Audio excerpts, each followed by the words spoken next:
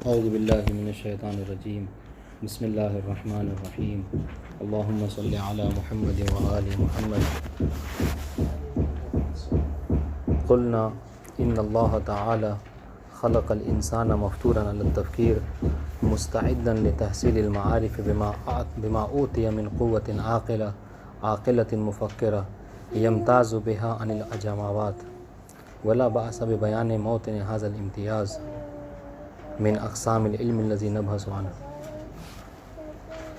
محل کلام یہ ہے نا جی جی جی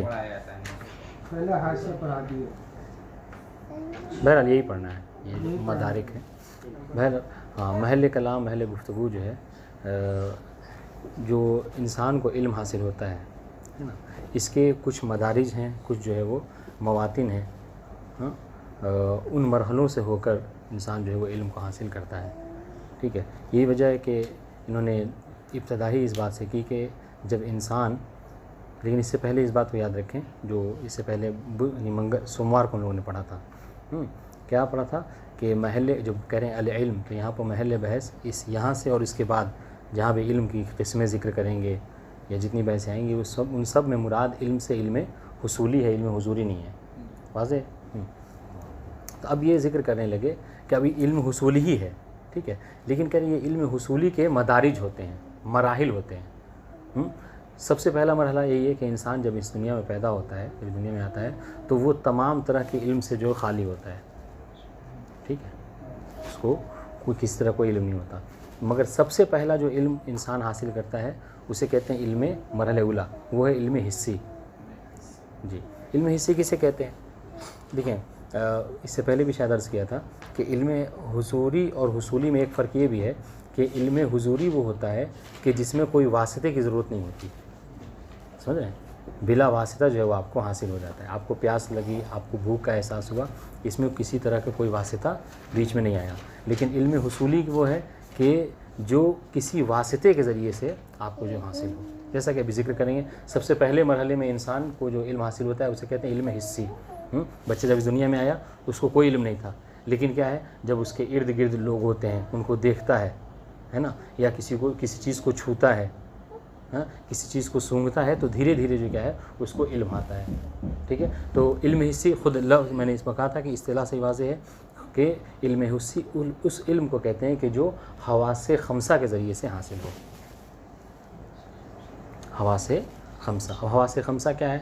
بہت آسان ہے۔ حواس خمسہ یعنی وہ 5 حواس جو انسان کے اندر ہوتے ہیں، ہے نا، قوت باصرہ یعنی دیکھنے کی قوت، قوت لامسہ، شامہ، سامعہ، ٹھیک ہے، ذائقہ، یہ 5 قوتیں ہیں، اور ہر ایک پر جو ہے کیا ہے ایک علم جو ہے کیا منحصر ہے، ہر ایک کے ذریعے سے انسان ایک علم حاصل کرتا ہے، سمجھ رہے ہیں۔ ابھی مثال طور پر ہم نے اسے چھوا تو اس کی نرمی کا احساس ہمیں ہوا، ہے نا، کسی چیز کو دیکھا تو میں دیکھنے کے ذریعے سے اس کو انسان پہچان لیتا ہے نا، جو سونگھنے والی چیزیں اس کو سونگھنے کے ذریعے انسان علم حاصل کرتا ہے۔ اسی وجہ سے مناطقہ کہتے ہیں کہ من فقد حسا فقد علما، سمجھ رہے ہیں، کہ جو کوئی ایک حص کھو دیتا ہے گویا کہ وہ ایک علم کھو دیتا ہے۔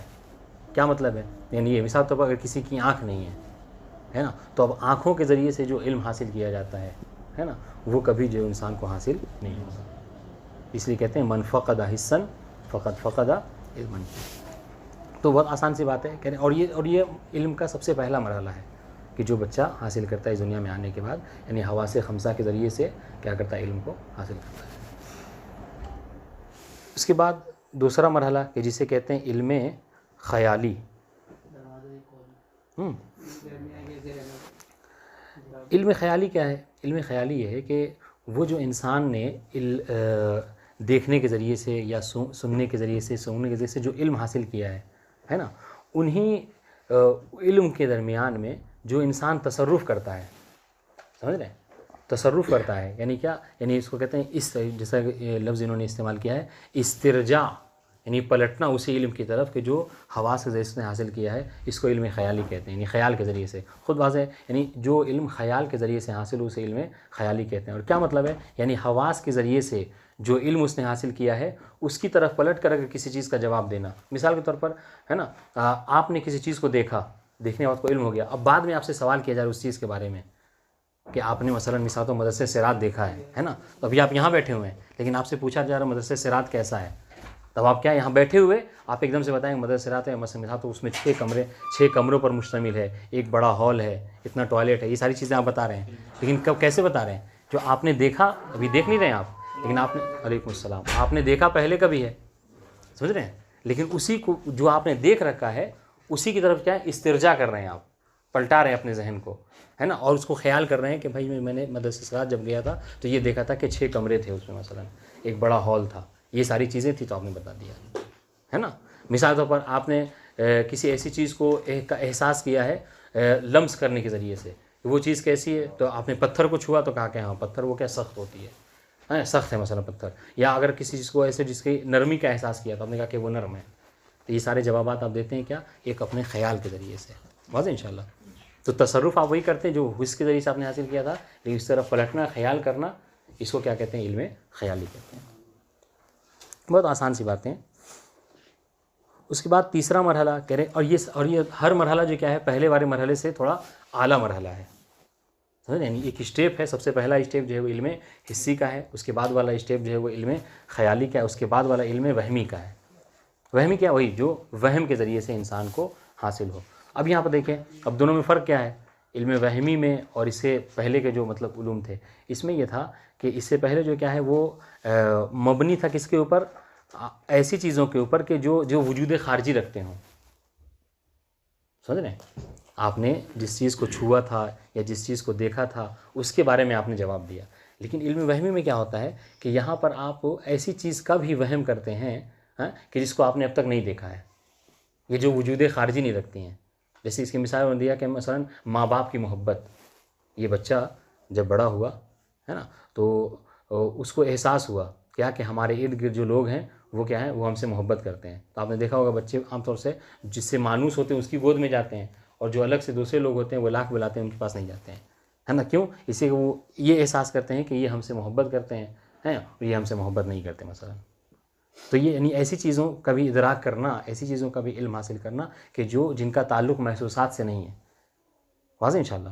تو یہ ساری چیزیں کیسے ہوتی ہیں؟ وہم. اب دیکھیں آپ نے مثلا آپ کو پتہ ہے کہ مثال طور پر شہر، آپ کو پتہ ہے کہ ایک شہر کیسا ہوتا ہے نا، اس میں بلڈنگیں ہوتی ہیں، ہے نا، ساری چیزیں. اب اسی چیز سے آپ نے ترکیب دے کر آپ نے کیا کیا، ایک اور شہر سوچ لیا، ایسا شہر کہ جو دنیا میں موجود نہیں ہے، لیکن آپ اپنے وہم کے ذریعے سے اس کو وہم کر سکتے ہیں، سوچ سکتے ہیں، خیال کر سکتے ہیں کہ ایک شہر ایسا ہوتا ہے. تو اس کو کہتے ہیں علم وہمی. اب دیکھیں یہ 3 مرحلے تھے. کہا کہ یہ 3 مرحلے ایسے ہیں کہ جہاں تک انسان حیوان کے ساتھ شریک ہے. جو اہم بات ہے وہ ذکر کرنا چاہ رہے ہیں. یہ 3 مرحلے وہ ہیں کہ جہاں پر انسان حیوان کے ساتھ شریک ہے. یعنی یہ علم حسی ہو یا علم خیالی ہو یا علم وہمی، یہ ساری چیزیں کیا ہے حیوان کے اندر بھی پائی جاتی ہیں، کوئی فرق نہیں ہے. ہاں حیوان میں ہو سکتا ہے کہ مدارج کے اعتبار سے تھوڑا بہت فرق ہو. یعنی جو جیسا خود شرح میں یہ بات مذکور ہے کہ جو احساس یا جو قوت وہم جو ہے وہ ایک بندر کے اندر پایا جاتا ہے، دوسرے حیوان میں آپ نہیں پاتے ہیں، ہے نہیں. ہم دیکھا ہوگا اس کی شباہت بہت زیادہ انسان، اس لیے سائنس کہتے ہیں کہ انسان پہلے بندر تھا، ہے نا. تو بہرحال لیکن یہ ہے کہ یہ تین مراحل ایسے ہیں کہ جہاں پر انسان شریک ہے نا حیوانوں کے ساتھ. لیکن اس سے بڑھ کر ایک اور مرحلہ ہے کہ جس کو کہتے ہیں قوت عقل والا مرحلہ، یعنی علم عقلی. وہاں یعنی علم عقلی کہہ لیں، ادراک عقلی کہہ لیں، وہاں پر کیا ہے یعنی ان تینوں میں تو انسان ساتھ تھا حیوان کے. ایک اور مرحلہ اس سے بڑھ کر ہے، وہ ہے یعنی قوت عقل. اللہ نے انسان کو قوت عقل دی ہے اور اس کے ذریعے سے انسان جو کیا کرتا ہے حیوان کو پیچھے چھوڑ کر یہ ایسا مرحلہ ہے کہ جہاں پر بس انسان ہی وہ ہے کہ جو یہ علم حاصل کر سکتا ہے. حیوان اس علم کو حاصل نہیں کر سکتا. کیوں؟ اس لیے کہ حیوان کے اندر عقل نہیں پائی جاتی. اچھا کیا فرق ہے پھر؟ جی فرق یہ ہے کہ دیکھیں قوت وہم میں یا بقیہ یہ جتنے علوم تھے ان سب کے ذریعے سے آپ جزئی علم حاصل کرتے ہیں. یہ بہت اہم پوائنٹ ہے.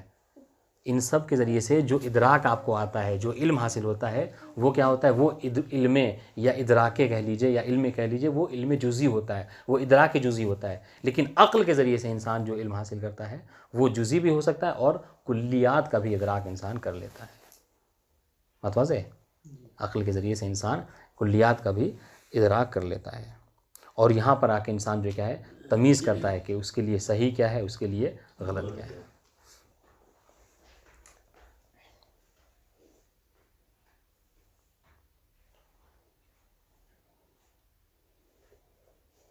اور کہ یہی وہ علم ہے کہ جس کی وجہ سے جتنے علوم ہیں آج آپ کو دکھ رہے ہیں، مثلا علم منطق ہے، علم نحو ہے، علم صرف ہے، یہ سارے جو لکھے گئے ہیں یا انسان پڑھتا ہے پڑھاتا ہے، یہ سب کس بیس پہ ہے؟ اسی عقل کے بیس پہ ہے. آپ نے نہیں دیکھا ہے کسی پاگل کو وہ انسان بٹھا کے جو علم نحو پڑھا رہا ہو، ہے نا، یا کوئی پاگل جو علم منطق پڑھ رہا ہو.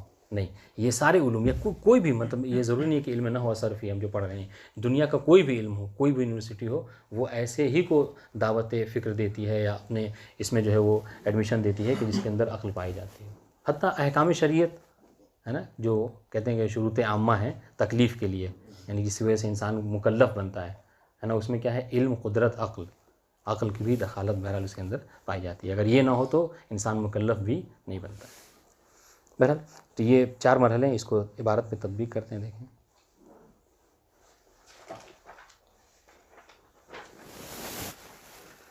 کتاب دیکھیے. پنکھا نہیں چلے گا؟ پنکھا دیکھ ہلکے پہ چلا دیں، کوشش کریں ہلکے پہ. ہاں کم کر دیجیے. جی عبارت دیکھیے.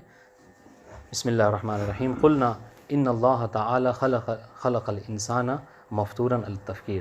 کہہ رہے کہ یہ بات ہم بیان کر چکے ہیں کہ اللہ نے انسان کی فطرت میں، یعنی انسان کو جب خلق کیا تو مفطورا التفکیر، یعنی فکر کرنے کی صلاحیت انسان کو فطرتاً دے دی.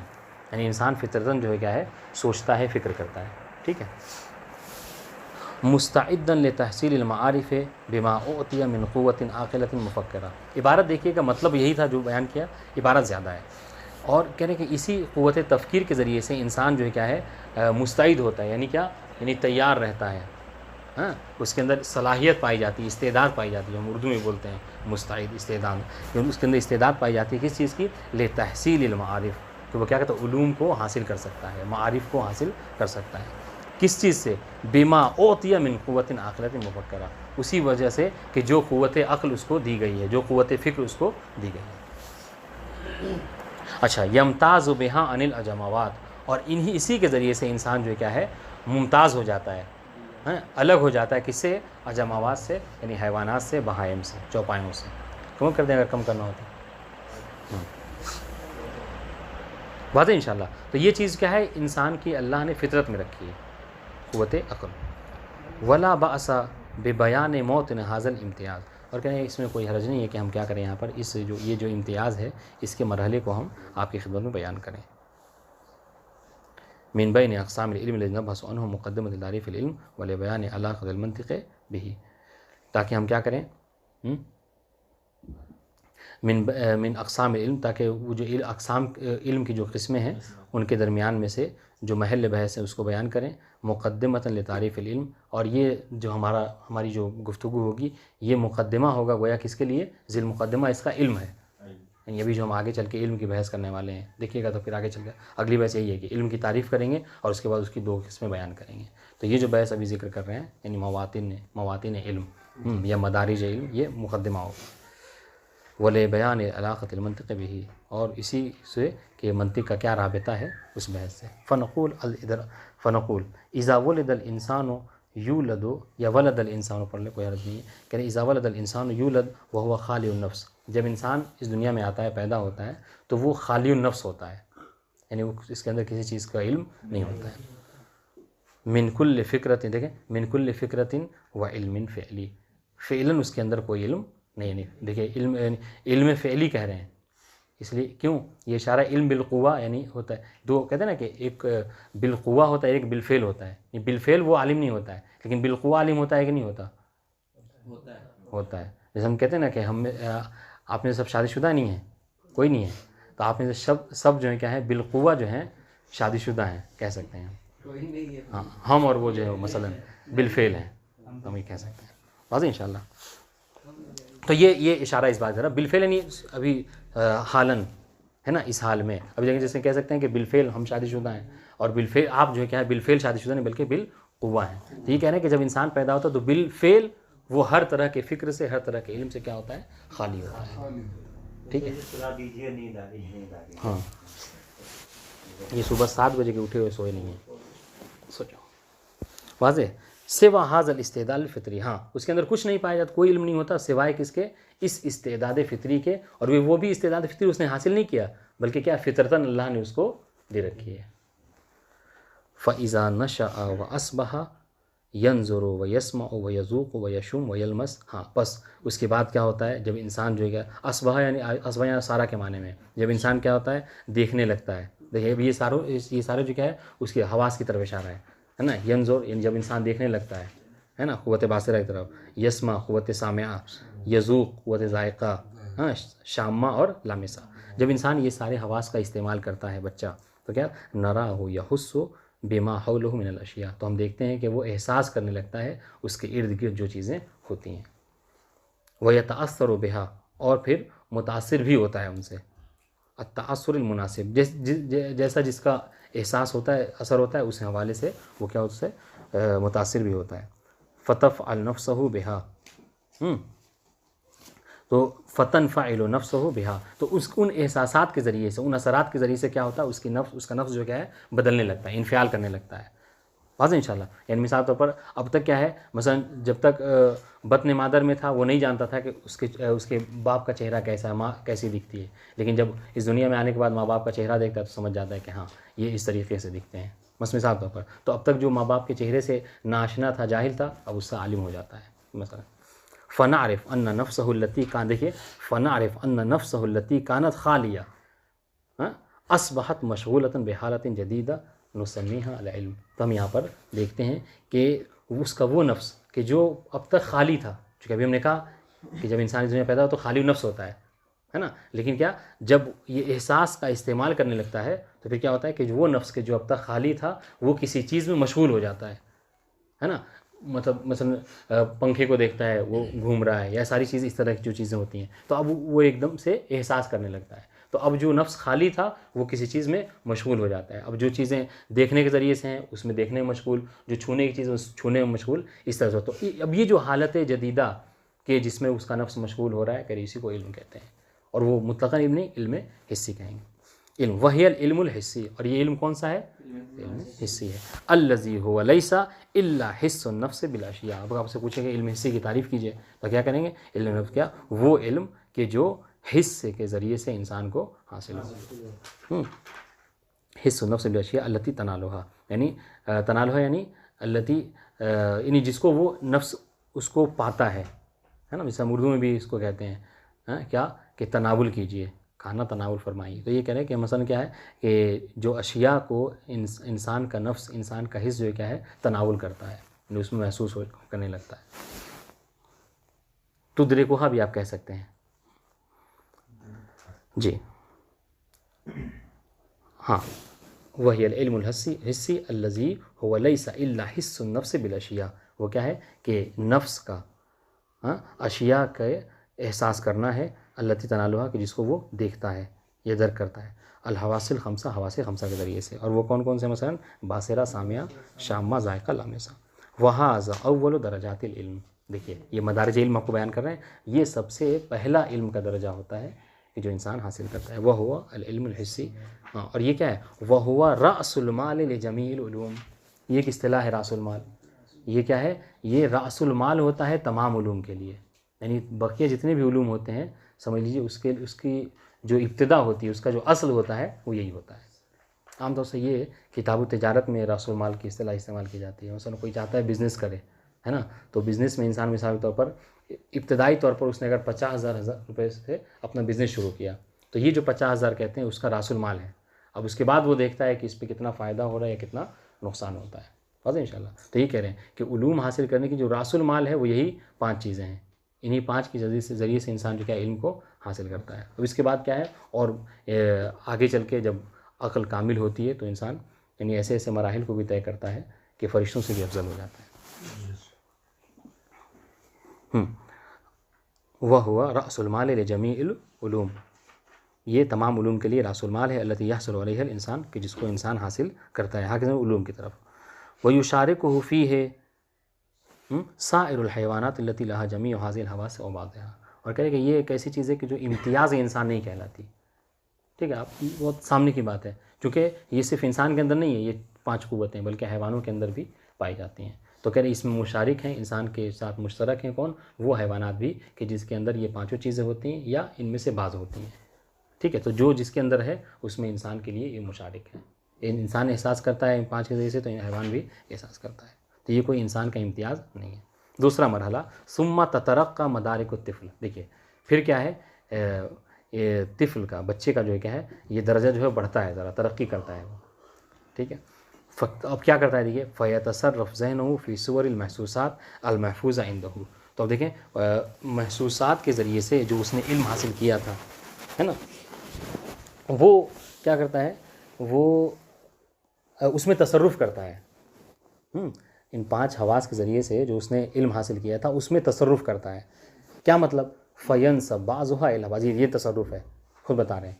کیا یعنی ایک کو بعض کی طرف کیا ہوتا ہے، منسوب کرتا ہے، نسبت دیتا ہے اس کی. مثلا مثال کے طور پر ایک طرف دیکھا، آپ نے دیکھا ہوگا اکثر بچوں کو، آپ دیکھیے ایک چھوٹا کھلونا دیے، بڑا کھلونا دیجیے، تو کیا وہ بڑے والے کو لے لیتے، چھوٹے والے کو چھوڑ دیتے ہیں، ہے نا. کیا تو یہ احساس کر رہا ہے کیا، کہ یہ بڑا ہے اور یہ چھوٹا ہے، تو یہ ایک کو دوسرے کی طرف منسوب کیا، تبھی تو سمجھ میں آیا.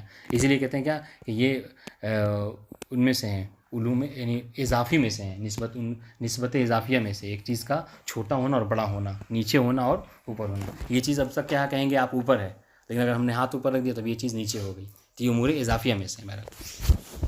تو یہ دیکھیں، یہ کیا کرنا، تصرف کرنا، یہی تصرف کرنا، ایک کو دوسرے کی طرف منسوب کرنا، نسبت دینا. اب کیا کہتا ہے، گویا یہ حکم لگاتا ہے، ھذا اطول من ذاک، کہ فلاں چیز فلاں سے بڑی ہے. وَھذا الضوء انور من الآخر او مثلہ، یا پھر مثال کے طور پر اس کی روشنی جو کیا ہے اس والے بلب کی روشنی سے جو زیادہ ہے یا اس کی کم ہے. یہ وَيُؤَلِّفُ بَعْضُهَا مِن بَعْضٍ تَأْلِيفًا قَدْ لَا يَكُونُ لَهُ وُجُودٌ فِي الْخَارِجِ، اور اس طریقے سے بعض چیز کو بعض چیزوں سے کیا ہے، ملا کر بناتا ہے، اس طریقے سے کہ ہو سکتا ہے کہ اس کا وجود خارجی موجود نہ ہو. تو آپ یہاں پہ فرق یہ کہہ سکتے ہیں کہ علم حسی وہ ہے کہ جو فقط محدود ہے ان چیزوں سے کہ جس کا وجود خارجی ہو، لیکن علم خیالی کے لیے یہ ضروری نہیں ہے کہ وہ علم کیا ہو، یعنی وہ اس خارجاً موجود ہی ہو. ہاں ہو سکتا، یعنی علم خیالی موقوف ہے علم حسی کے ذریعے سے، مگر اس کا خیال کرنا ضروری نہیں ہے. مثال طور پر ہم نے بلب دیکھا، ہو سکتا ہے اس سے بڑے بلب کے ہم تصور کریں، خیال کریں، ممکن ہے. جسے کتعلیف لصور الاشیاء التي لم يسمع بها ولا يراها، جیسے انسان کیا ہے، ایسے اشیاء، ایسی چیزوں کا جو کیا ہے کو مؤلف کرے، ایسی چیزوں کو بنائے، اپنے ذہن میں جوڑے کہ جس کو اس نے اصلا نہ دیکھا ہو. واضح مثال تو ہم نے دیکھا کہ کولر یہ ہوتا ہے جس سے ہوا آتی ہے نا. اب ہم نے کیا کیا، ہم نے تصور کیا کہ بڑا کولر ہو، جو ایسا اور ایسا کولر کہ جو اب تک ہم نے نہیں دیکھا. کر سکتا ہے انسان کی عقل قادر. تو ایسی چیزیں کہ جس کو اس نے نہ دیکھا. فَيَتَخَيَّلُ الْبَلْدَةَ الَّتِي لَمْ يَرَاهَا، مثلا تو پھر کیا کرتا ہے انسان، ایسے شہر کا، ایسے بلد کا جو انسان تصور کر لیتا ہے کہ جس کو اس نے کبھی نہیں دیکھا ہے. مؤلفۃ من الصور الذہنیۃ المعروفہ عنده من مشاہداتہ. ہاں علی الولدان، اب یہ کیسے مؤلف کرتا ہے، یہ کیسے تصور کرتا ہے؟ کہا کہ دراصل اس نے دیکھا کہ مثلا نجف شہر اس طریقے کا ہوتا ہے، اور اس نے مثال طور پر کربلا نہیں دیکھا ہے، سمجھ رہے ہیں؟ تو کیا کرتا ہے، تو جو شہر اس نے دیکھا ہے اسی کو دیکھ کر قیاس کرتا ہے کہ جب یہ نجف شہر، عرب والے اس طریقے کا شہر اپنا رکھتے ہیں، تو مثال طور پر یہاں پہ اس طریقے سے لوگوں کا ہجوم ہوتا ہے، اس طریقے کے گھر ہوتے ہیں، تو دیکھا کربلا میں بھی اس طریقے کے گھر ہوں گے، جبکہ اس نے کربلا شہر ابھی نہیں دیکھا. واضح؟ وَهَذَا هُوَ الْعِلْمُ الْخَيَالِي يَحْصُلُ عَلَيْهِ الْإِنسَانُ بِقُوَّةِ الْخَيَالِ، کہ یہ علم تو علم خیالی ہے کہ جس کو انسان حاصل کرتا ہے کس کے ذریعے سے، قوت خیال کے ذریعے سے. وَقَدْ يُشَارِكُ فِيهِ بَعْضُ الْحَيْوَانَاتِ، اور اس میں انسان کے ساتھ مشترک ہیں کون؟ بعض حیوانات. واضح انشاءاللہ. تو یہ 2. ثُمَّ يَتَوَسَّعُ فِي إِدْرَاكِهِ إِلَىٰ أَكْثَرِ مِنَ الْمَحْسُوسَاتِ، پھر کیا کرتا ہے، اب تک محسوسات کے ذریعے درک کر رہا تھا، اب ذرا سا اس کا مرحلہ محسوسات سے ہٹ کر ذرا اور ترقی کرتا ہے. یہ سب مدارج ہیں، بچے کے. ہاں فیدرک المعانی الجزئیہ، ٹھیک ہے، یعنی اب تک کیا تھا، اب تک فقط ان چیزوں کا احساس کر رہا تھا کہ جو خارج میں محسوس کی جاتی تھیں. اب یہ کیا ایسے جو معانی جزئیہ ہیں، یعنی اب الفاظ کو نہیں، یعنی خارجی چیزوں کو نہیں، یعنی کیا جو معنویات ہیں ان کو بھی جو وہ احساس کر رہا ہے. مثلا کیا ہے التی لا مادۃ لہا، کہ جس کا کوئی مادہ نہیں، یعنی کیا جس کا کوئی خارج میں وجود نہیں ہے. ولا مقدار، اور اس کا کوئی مقدار بھی نہیں ہے، یعنی یہ نہیں مثال طور پر اب تک یہ تھا کہ کسی چیز کو سامنے دیکھ رہا تھا کہ اتنی بڑی وہ چیز اتنی بڑی ہے اتنی چھوٹی ہے تو احساس کر رہا تھا. اب کہہ کہ نہیں، ایسی چیزیں ہیں کہ جس کا خارج میں وجود نہیں ہے، یعنی وہ نہ دکھنے والی ہیں، یعنی وہ مادی نہیں ہے بلکہ معنوی ہیں، یہ کہہ لیں. جیسے مثل حب ابویہ لہ، یعنی اس کا اس چیز کا احساس کرنا ہے کہ اس کے ماں باپ اس سے محبت کرتے ہیں، وہی بچے سے، لو لطفل. وہ عداوت مبغضی ہے، یا پھر جو اس کے دشمن ہیں وہ اس سے دشمنی رکھتے ہیں، بغض رکھتے ہیں، اس کا احساس کرنا. وہ خوف الخائف، ہے نا، کہ جو ڈرا ہوا ہے وہ اپنے آپ میں خوف کا احساس کرتا ہے. تو یہ ساری چیزیں ہیں کہ جس کا کوئی مادی وجود نہیں ہے بلکہ یہ معنویات میں سے ہیں. لیکن کیا ہے قوت وہم کے ذریعے سے انسان ان چیزوں کا بھی درک کر لیتا ہے. وہ حزن و ثاقل، ثاقل کہتے ہیں جو غمزدہ ہے نا، وہ کیا ہے وہ مغموم ہوتا ہے. تو اس کا مثال طور پر چہرے پہ دیکھا کہ بہت چہرہ گرا ہوا ہے نا، تو انسان فوراً کیا آج مطلب انسان چہرہ جو ہے بڑا غمزدہ لگ رہا ہو تو انسان کہتا ہے کہ آپ جو آج جو ہے وہ آپ کا موڈ ٹھیک نہیں لگ رہا ہے. یہ ساری چیزیں. وہ فرح المستبشر، یا کسی کو دیکھا ہے بہت زیادہ ہنس رہا ہے، خوش ہے نا، جیسے بھائی دیکھ رہے ہیں بہت زیادہ خوش ہے مثلا، تو ہم کو احساس ہو رہا ہے یہ، ہے نا. وہذا هو العلم الوہمی، اسے کیا کہتے ہیں علم یحصل علیہ لسان کا غیر من الحیوانات، یہ کیا انسان حاصل کرتا ہے دوسرے حیوانات کے ذریعے سے. بقوت الوہم وہی هذه القوہ موضوع افتراق الانسان عن الحیوانات، کہہ رہے اس قوت تک، ابھی یہ قوت نہیں بلکہ اس قوت تک انسان گویا کہ حیوانات کے ساتھ ہے. ابھی موضوع افتراق نہیں ہے، یعنی یہاں تک کے ساتھ ہے، بس یہاں کے بعد جو کیا ہے جدا ہو جاتا ہے. فیترک الحیوان وحدہ یدبر دراکات و بالوہم فقط، تو یہاں پر انسان کیا کرتا ہے حیوانات کو چھوڑ دیتا ہے، وہ اپنے تمام امور کو بس وہم کی حد تک ہی حاصل کر سکتا ہے. ٹھیک ہے.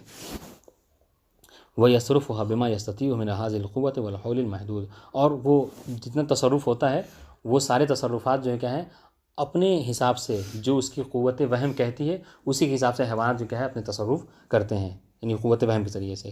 والحول المحدود، اور اس کا جو دائرہ ہوتا ہے اسی کے محدود دائرے تک، یعنی اس سے آگے بڑھ کر حیوان جو ہے کچھ سوچ سمجھ نہیں سکتے.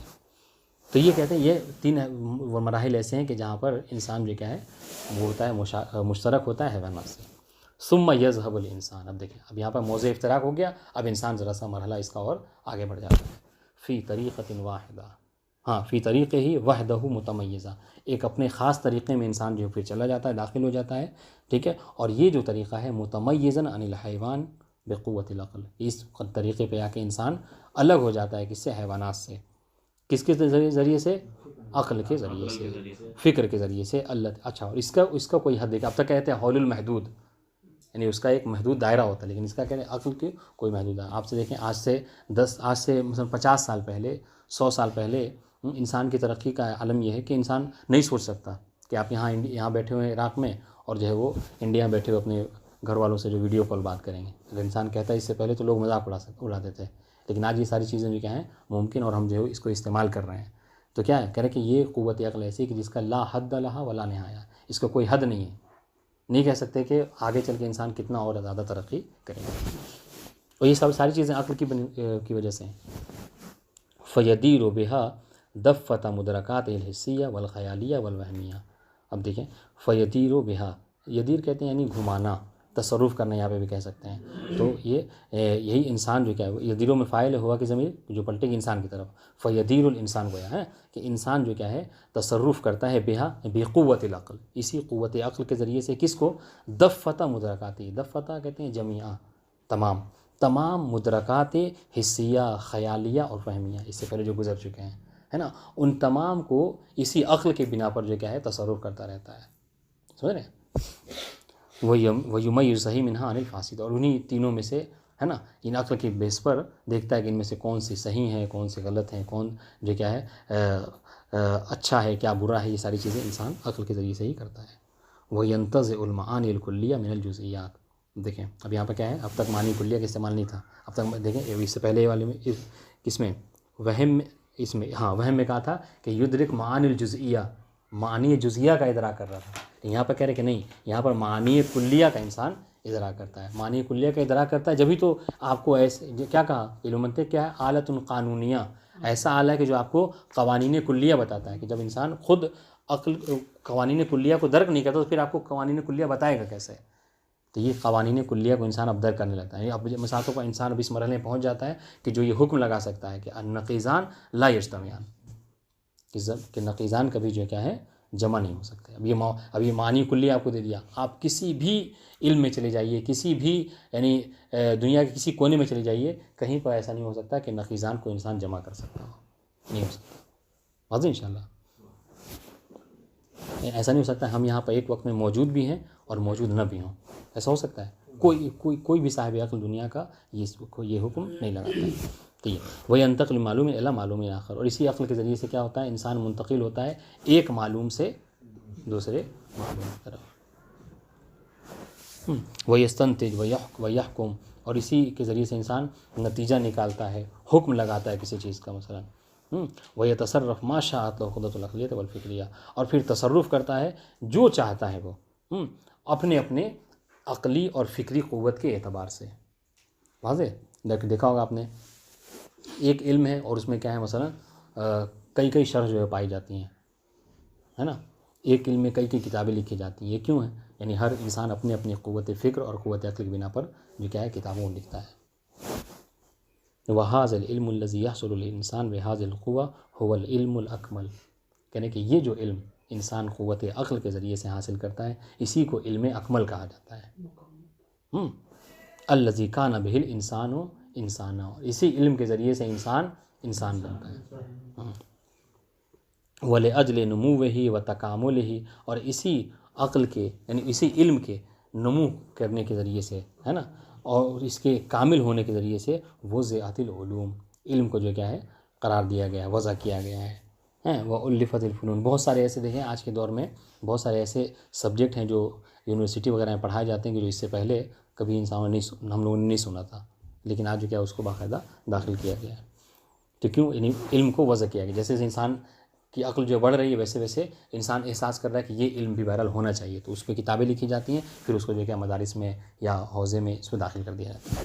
وہ وَأُلِّفَتِ الفنون، فن کو جو کیا ہے تعلیف کیا جاتا ہے۔ وَبِهِ تَفَاوَتُ الطَّبَقَاتِ وَاخْتَلَفَتِ النَّاسُ، اور اسی کے ذریعے سے انسان جو کیا ہے مختلف ہوتے ہیں، ان کے طبقات مختلف ہوتے ہیں۔ دیکھیں آپ ایک ہی مثلا دیکھا جائے تو ایک ہی سوسائٹی میں ایک ہی معاشرے میں رہنے والا انسان ہے نا، لیکن کیا اس کے طبقات الگ الگ ہیں، کوئی آفیسر ہے تو کوئی حوالدار ہے، یہ ساری چیزیں کیا ہیں، یہ طبقات کیوں مختلف ہو رہے ہیں؟